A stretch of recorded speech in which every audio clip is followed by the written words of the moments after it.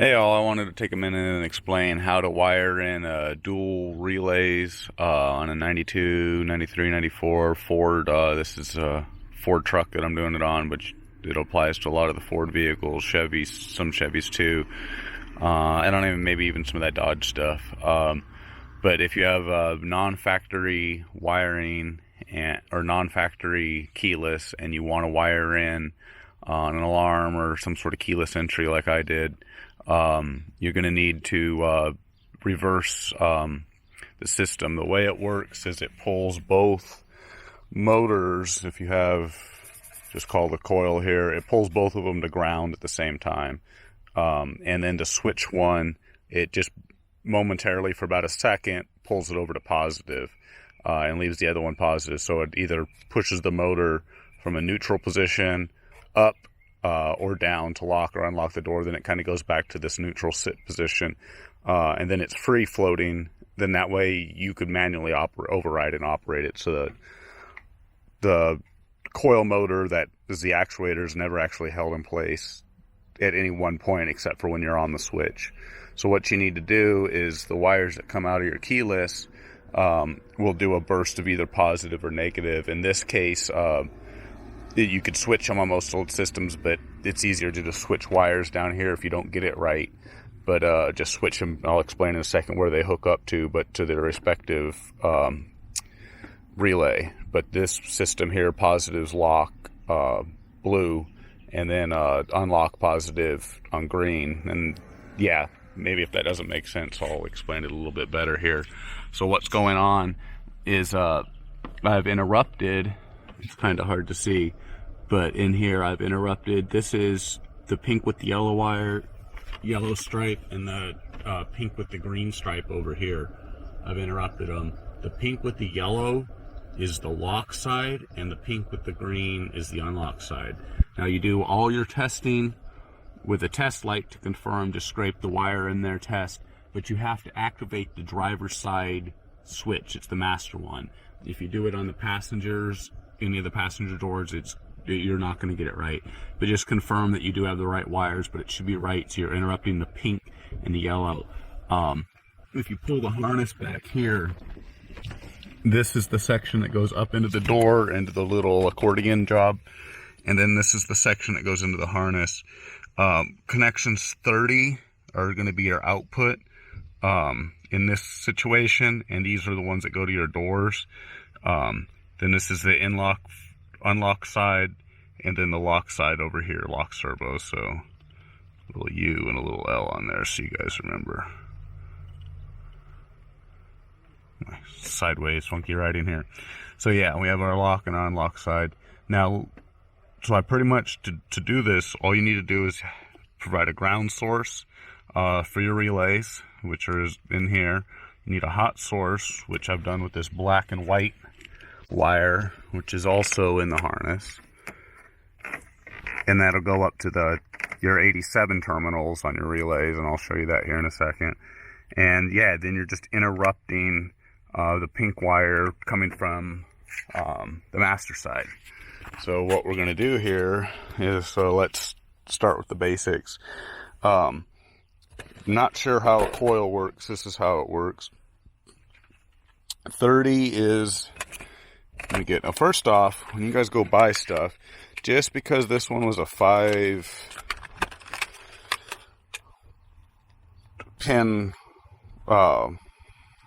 relay, I thought that it would operate like a 5-1 shouldn't, but this one's not marked as 87A like it should be. It's marked as 87, and it turns out these are just two parallel contacts. This doesn't operate as it should, which is normally closed to 30 down here. So pay attention to that.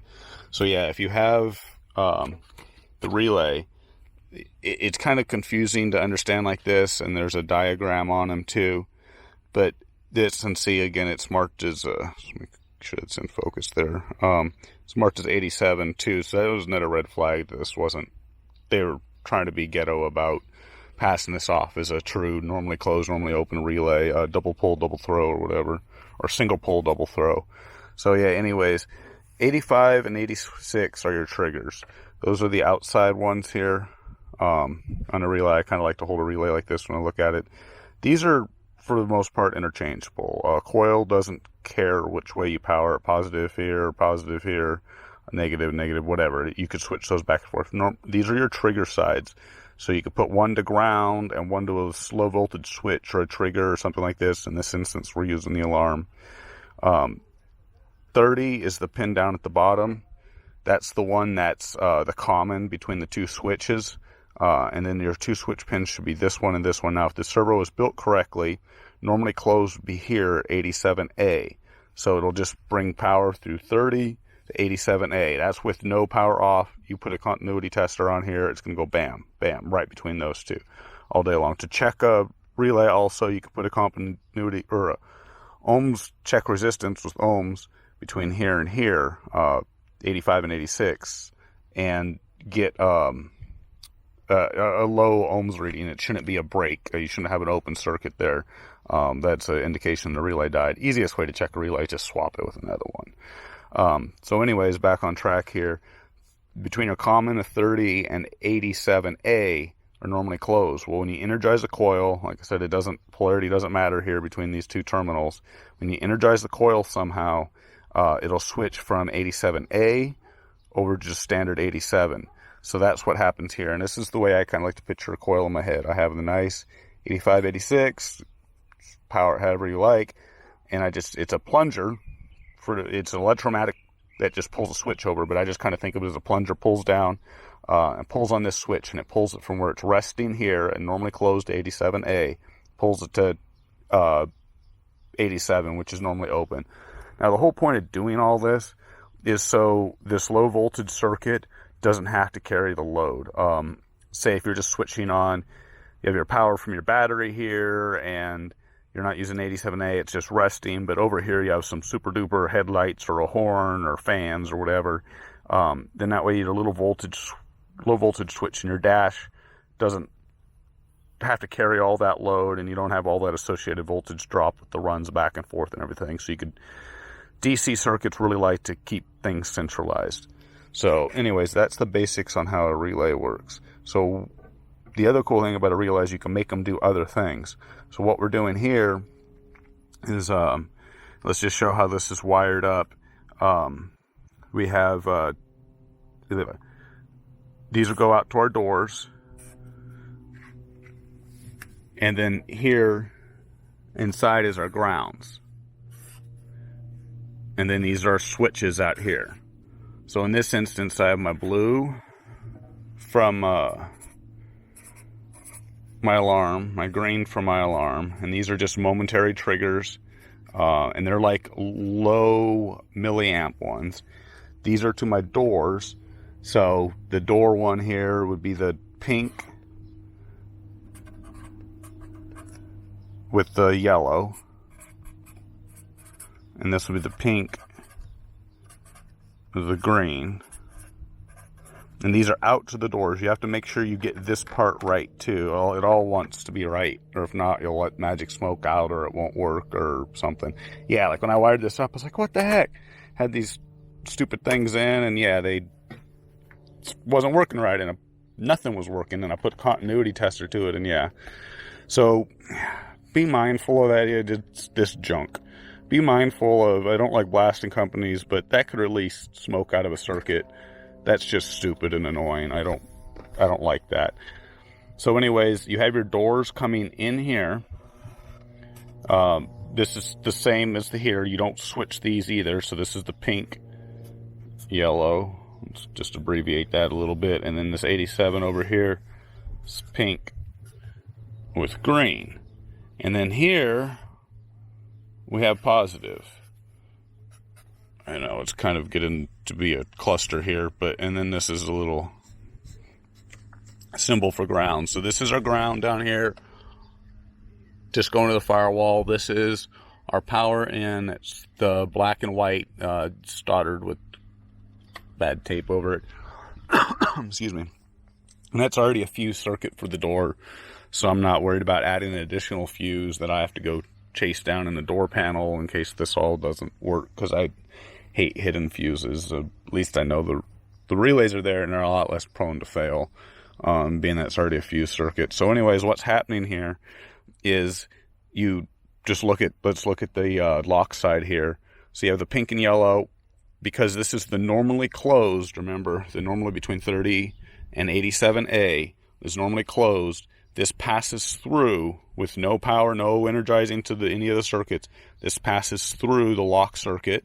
Same thing with the unlock. The pink and green pass right through 87A to 30, the common out the pink and green. They just pass straight through. So that this, when wired up properly, when the alarm's not energizing, your door locks should all operate the same. So if you're ever troubleshooting problems, check this and assure this. If you disconnect these and you have continuity between here, like your trigger wires and your power wires, and your relays are all good, then it's not a problem with your alarms doing something with your doors. But anyways, we're not getting into troubleshooting here. These are, we have 85 on the one relay, 86 on the other relays. Again, you can switch these back and forth. It doesn't matter. But we're running these both to ground because it's a positive trigger that's coming in. So when I want to lock the door, the alarm will send out a blue or a pulse on the blue line for a second and a half, I believe, and it's going to pulse out a sharp blue signal, or it's going to go from a negative signal that's holding. So if it has negative coming in here, negative going in the coil over to the ground here, the coil's not doing anything. It's staying normally closed between these two.